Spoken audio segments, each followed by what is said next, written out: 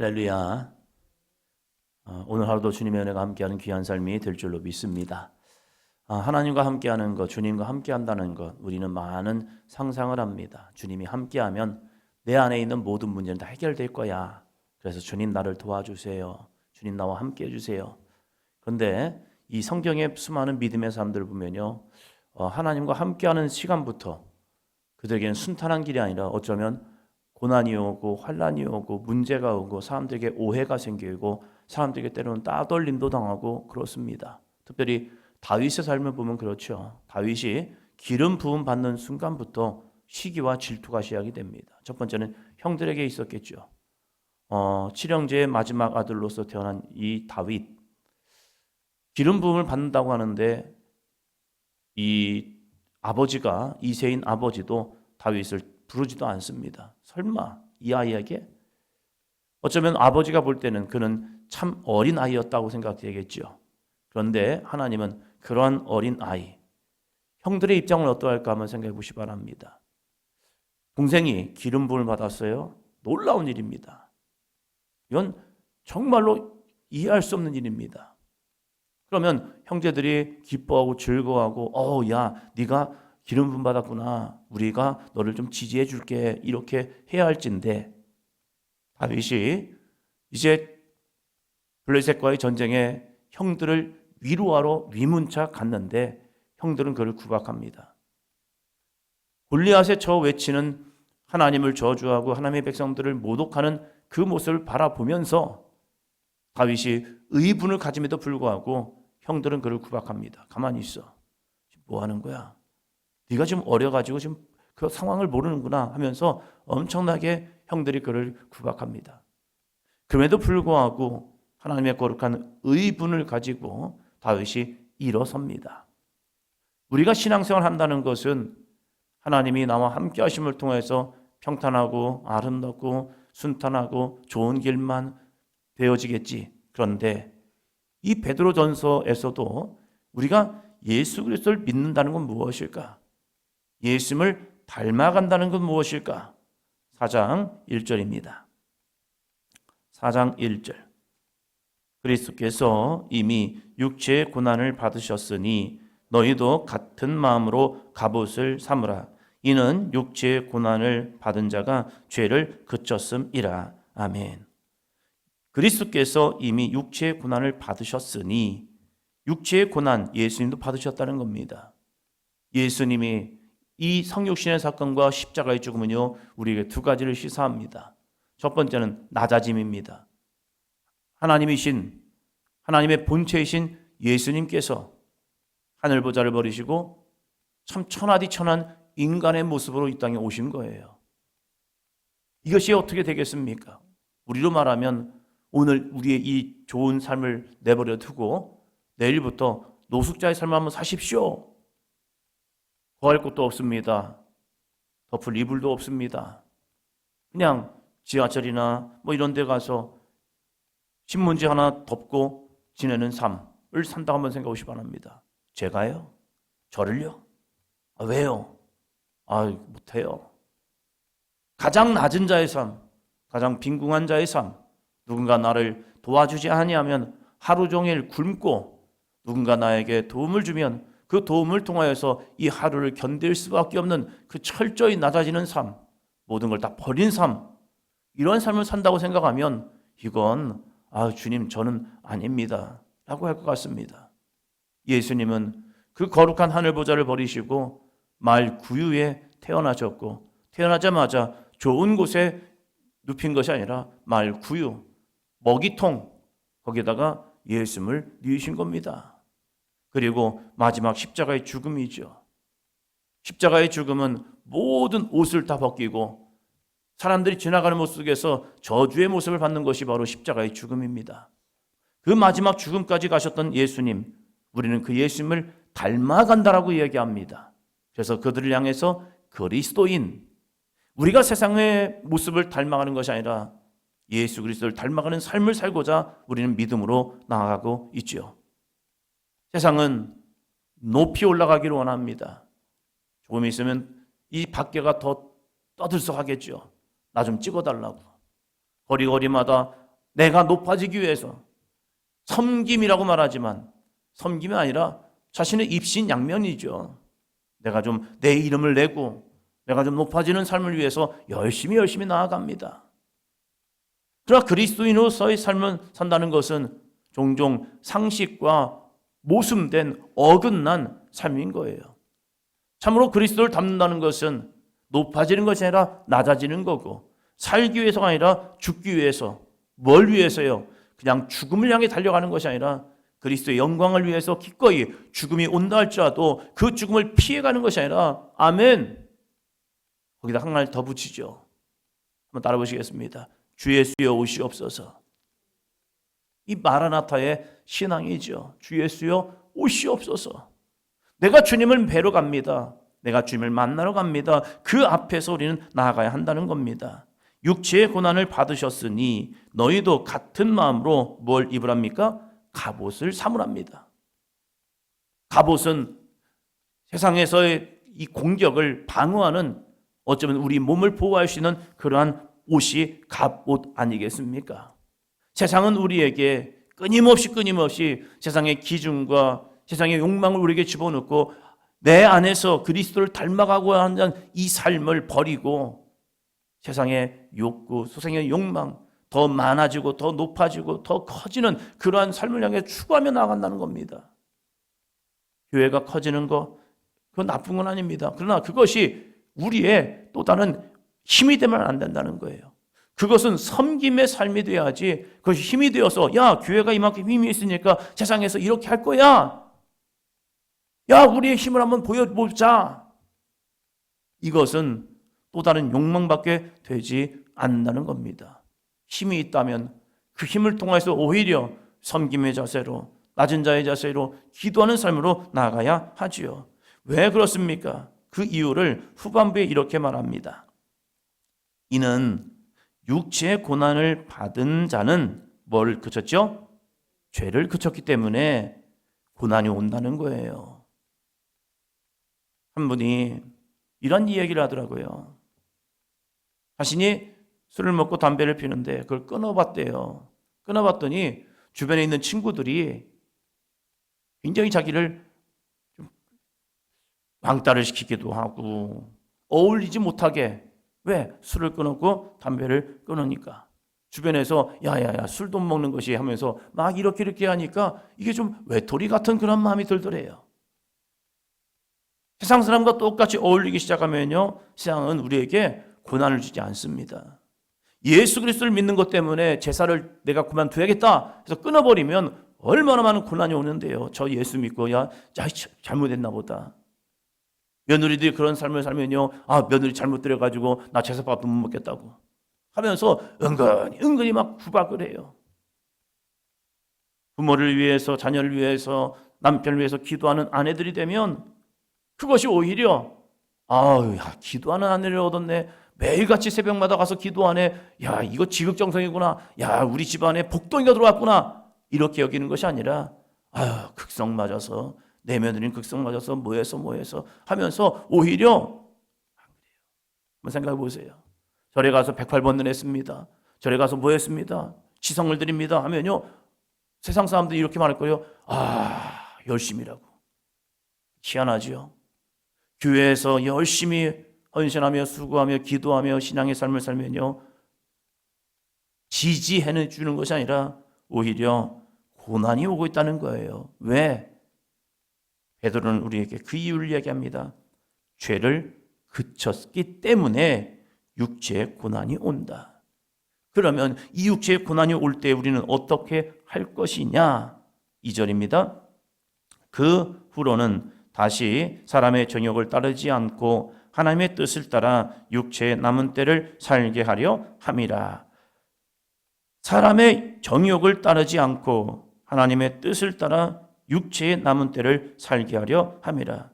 이제는 더 이상 사람의 욕망, 욕구, 사람의 기준으로 살아가지 말고 하나님의 뜻을 따라 이 육체의 남은 때, 우리가 주님을 만나는 그 시간까지 정말로 하나님의 뜻을 따라 살아가는 믿음의 성도가 됩시다 라고 말합니다. 왜요? 7절. 만물의 마지막이 가까이 왔으니 그러므로 너희는 정신을 차리고 근신하여 기도하라. 만물의 마지막이 잠깐이에요. 여기 있는 분들도 잠깐일 것 같아요. 저는 10년을 되돌아보면 10년 금방 지나갔잖아요. 또 그 10년도 또 금방 지나가겠죠. 그리고 또 그 10년도 금방 지나가겠죠. 어느 순간에 우리에게도 죽음의 삶이 올 거예요. 마지막에 가까이 올 거예요. 그러므로 그 마지막에 가까이 올 그 시간을 우리는 기다리기에 너희는 정신을 차리고 근신하여 기도하라. 이 기도는 무엇입니까? 하나님 더 많은 걸 주세요. 아니요. 우리가 신앙의 바른 길을 가게 도와주세요. 주님이 기뻐하시는 믿음의 삶을 살기를 원합니다. 그리스도를 닮아가는 삶이 되기를 원합니다. 이 믿음으로 기도하며 나아가라는 거예요. 내 앞에 고난이 있다 할지라도 그 고난을 피해 도망치는 것이 아니라 오히려 그 고난이 나에게 유익됨을 바라보며 나아가 보자는 거예요. 오늘 말씀이 바로 그 부분입니다. 13절이요. 12절부터 봅니다. 사랑하는 자들아 너희를 연단하려고는 불시험을 이상한 일 당하는 것이라 것같이 이상히 여기지 말고 사랑하는 자들아 너희를 연단하려고 오는 불시험. 불시험은 우리의 믿음을 연단한다는 겁니다. 그것을 이상한 일 당하는 것 같이 이상히 여기지 말래요. 내가 지금 믿음의 길을 가는데 시험이 없다? 문제가 없다? 그럼 내가 이상한 거예요. 내가 지금 믿음의 길을 온전히 가고 있다면 고난은 와야 합니다. 내가 믿음의 길을 가고 있는데 고난이 없다? 지금 뭔가 이상하다는 마음을 들어야 해요. 그것은 뭐냐면 나만을 위한 신앙생활이 되면 고난이 없습니다. 거룩한 의분과 싸우지 아니하면 고난 없습니다. 그리스도의 복음으로 살아가지 아니하면 고난이 안 옵니다. 가정에서도 의와 불의 이 두 가지 속에서 하나님의 거룩한 의를 추구하다 보면 당연히 충돌이 일어납니다. 왜? 그 안에는 불의가 있기 때문에요. 주님을 닮아가는 삶을 살고자 하다면 한쪽에서는 아니 이게 아니야. 왜 이렇게 나를 힘들게 어렵게 하면서 와요. 그래서 예수님께서도 가정에 불화가 온다는 거예요. 주님은 화평을 주러 온 것도 있지만 너에게 불을 주러 왔다는 거예요. 그래서 가정에서 며느리와 시어머니와 며느리가, 부모와 자녀와 자녀와 부모가 다툼이 온다는 거예요. 그것은 내가 거룩한 의를 위해서 하나님의 뜻을 지키기 위해 살아가다 보면 아닌 게 보이는 거예요. 그 아닌 것을 바로잡기 위해서 이렇게 해야 해요. 믿음은 이 길로 가야 해요. 라고 하다 보면 그 안에서 당연히 불화가 이루어져요. 그리고 의의 길을 가는 사람들 향해서 이렇게 말합니다. 적당히 대충 꼭 이렇게만 해야 하느냐라고 하면서 압박이 와요. 근데 그것이 아예 모르는 사람? 아니요. 교회를 알고 있지만 내 열심으로 가기 싫어하는 사람들에게 나타나는 반응이 온다는 거예요. 그래서 믿음으로 살아갈 때는 당연히 불시험이 우리에게 옵니다. 그런데 그것은 오히려 우리를 연단케 한다는 거예요. 13절 봅니다. 오히려 너희가 그리스도의 고난에 참여하는 것으로 즐거워하라. 이는 그의 영광을 나타나실 때에 너희로 즐거워하고 기뻐하게 하려 함이라. 아멘. 베드로는 그리스도의 고난에 참여하는 것을 오히려 즐거워하라는 겁니다. 지금 내 안에 고난이 온다? 그리스도의 고난 두 가지 말씀드렸죠. 낮아짐과 십자가. 이 낮아짐과 십자가의 고난, 그것에 내가 참여하고 있다면 오히려 즐거워해. 그것이 진짜 예수님을 닮아가는 삶이라는 거예요. 우린 예수님을 닮아갑니다라고 말하면 능력과 역사, 은사와 은혜가 충만해야 내 안에 예수님을 닮아간다라고 생각을 해요. 그러나 예수님은요, 철저하게 낮아지셨고 철저하게 죽으셨습니다. 이것이 진짜 예수님을 닮아간 삶이죠. 초기 복음이 들어오면서 스데반 집사님을 보면 능력과 역사가 나타난 게 아닙니다. 그리스도의 복음 증거하다가 그냥 돌에 맞아 죽으셨습니다. 한국 조선이라는 나라에 복음이 들어올 때에 첫 번째 복음 선교사로 평신도가 아니라 이 복음 선교사로 목사로서 들어온 분이 토마스 선교사님입니다. 그분은 대동강변에서 그냥 배가 불타니까 뛰어내려가지고 이제 내려와서 잡혀가지고 목베임을 당하여 죽으셨습니다. 그리고 한 가지 예수님 믿으라고 성경을 던져준 거. 그의 사역 하나입니다. 끝. 그런데 그 복음이 한 심령을 변화시켜서 평양에 하나님의 교회가 세워지는 초석이 되었다는 사실입니다. 우리는 고난이라는 것을 그저 달고하지 않습니다. 목사님, 고난의 길을 가겠습니까? 좀 편한 길을 가겠습니까? 저한테 물어봐도 제 마음은 편한 길로 가고 싶은 건 사실입니다.